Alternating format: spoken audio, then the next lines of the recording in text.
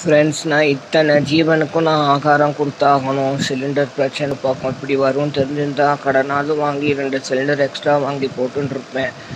ஒரு நாளைக்கு ஒரு வேளை கர்ட் ரைஸ் கொடுக்குறோம். அதுவும் ஏன்னா இந்த வெயில் நேரத்தில் வெறும் ட்ரை ஃபுட்டே கொடுக்க முடியாது. ப்ரெட்டை கொடுக்குறேன்.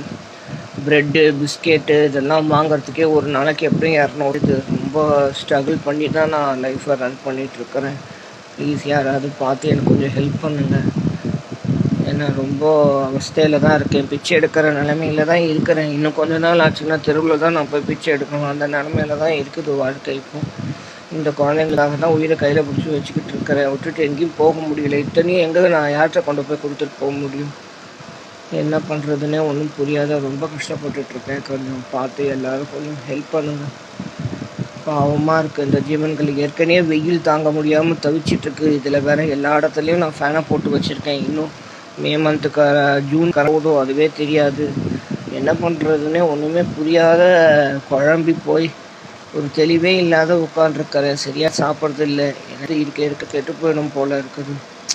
கவலை தான் பாதி மனுஷனை கொள்றதுங்க. என்ன பண்ணுறதுன்னே ஒன்றும் புரியாமல் நம்ம எந்த